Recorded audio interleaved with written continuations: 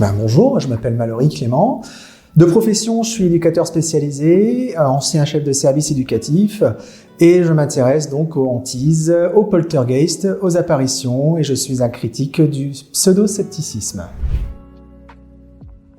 Alors, le pseudo-scepticisme, c'est une attitude qui prétend pratiquer le scepticisme scientifique sur les anomalies, mais qui n'en joue pas les règles. J'ai présenté donc mon travail, mon ouvrage sur la phénoménologie des hantises, dans lequel je parle des expériences exceptionnelles liées à ce qu'on appelle vulgairement aux fantômes, aux poltergeists et aux hantises, donc des lieux qui présentent des anomalies.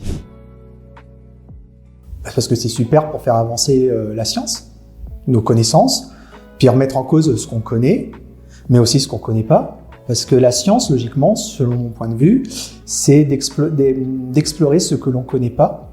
C'est très stimulant pour l'esprit critique et puis pour faire évoluer aussi notre curiosité.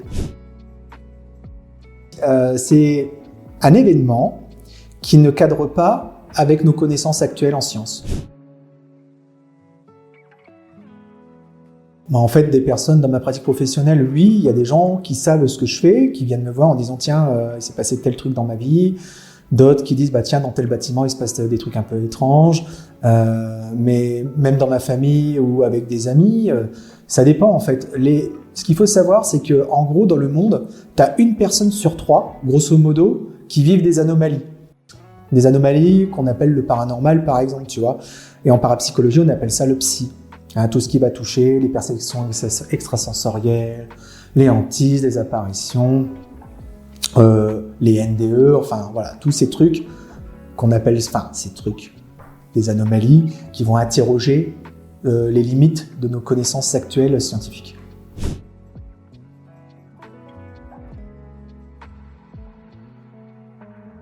Ouais.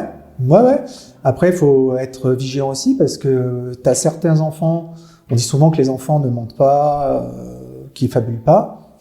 Dans pas mal de cas, c'est vrai. Dans d'autres cas, moi je peux envoyer à ma pratique professionnelle, des fois, c'est pas qu'ils fabulent. Ils vont réinterpréter des choses selon, on va dire, leur état émotionnel et on va dire leur éducation, par exemple. C'est pareil pour nous, hein. Pour moi, c'est ce qu'on appelle les fantômes, vulgairement, les apparitions. C'est super cool d'étudier ça parce que tu as beaucoup de gens qui en voient. Enfants, adultes, des personnes très éduquées, des personnes qui ont une formation scientifique. Ça touche tout le monde, peu importe le degré d'éducation, peu importe le degré, le niveau de croyance, qu'on soit croyant, qu'on soit sceptique. Et c'est hyper intéressant parce que ce sont des phénomènes qu'on connaît en parapsychologie dits spontanés, qui arrivent à n'importe quel moment de la journée, peu importe ton éducation et peu importe aussi ton état émotionnel, quoi. Non, 99%, là tu as des études scientifiques qui viennent de tomber. Tu as par exemple James Horan et Brian Leif, ils ont appliqué l'équation de Drake. On dit souvent que le paranormal, tu vois, il y a 1% de paranormal et 99% c'est de la foutaise ou ça s'explique par des explications conventionnelles. Ils ont appliqué l'équation de Drake, c'est-à-dire que Horan, il a sorti les meilleures explications sceptiques et son pote Brian, lui, il a sorti les meilleures explications, on va dire, tenantes en faveur des anomalies. Ils sont arrivés qu'il y a un corpus résiduel de près de 40% qui résiste aux explications conventionnelles. Donc les gens qui disent, on va dire, sans méthodologie, 1%, 2, 3, 5%, en général, c'est des données qui sont bidons. Les chercheurs qui arrivent à des conclusions différentes, ils expliquent leur méthodologie dans la revue des pairs.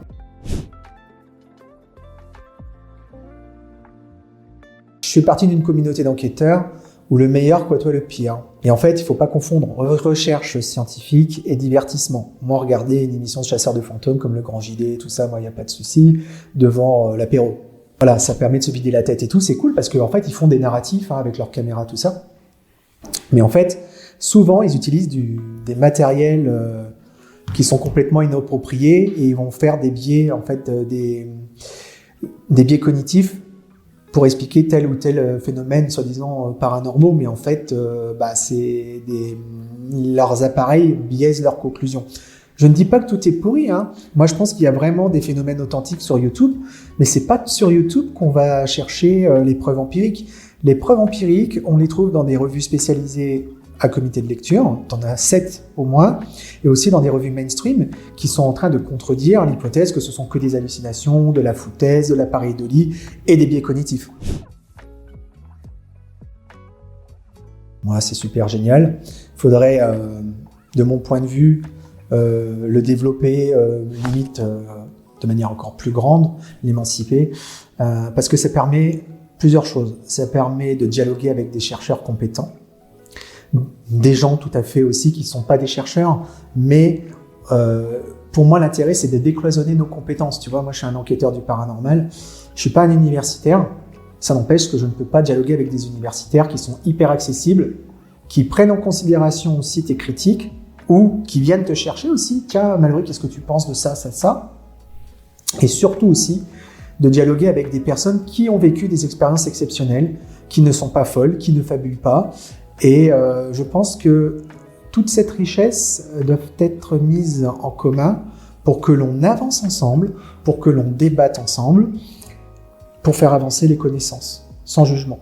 Bien souvent aussi, on dit souvent, même moi de la part d'enquêteurs, ou certains chercheurs ils disent « ouais c'est bon, c'est ce que c'est ». Mais au final, qui sommes-nous, nous, pour mieux savoir que les personnes qui vivent ces phénomènes, quoi. Donc je pense qu'il faut faire preuve d'une certaine humilité que je n'avais pas du tout avant. Il n'y a que les abrutis qui ne changent pas. Mais en tout cas, c'est une démarche à encourager parce que l'étude du paranormal, du psy, pour moi, ça a sa place dans les universités. Dans tous les autres pays, il y a des chaires de parapsychologie, il y a des laboratoires de parapsychologie, il y a des centaines et des centaines et des centaines de publications dans la revue des pairs qui sont tracées, qui sont vérifiables. Et en France, il y a une espèce de tabou autour de ce sujet-là, alors que c'est fascinant.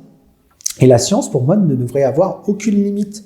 Et ça n'a rien à voir avec de la pseudo-science. Ravi d'avoir participé à cet entretien. Venez nombreux. En 2027, venez plus nombreux. J'espère que ça va s'étendre. Il y a des chercheurs extrêmement compétents, des personnes, de belles personnes ici aussi en qualité de chercheurs, ou même d'auteurs. Voilà, on n'est pas dans le New Age, on n'est pas dans de la pseudo-science. On est vraiment, on va dire, dans une ouverture d'esprit, mais pas dans la fracture du crâne, quoi. Voilà, je te remercie.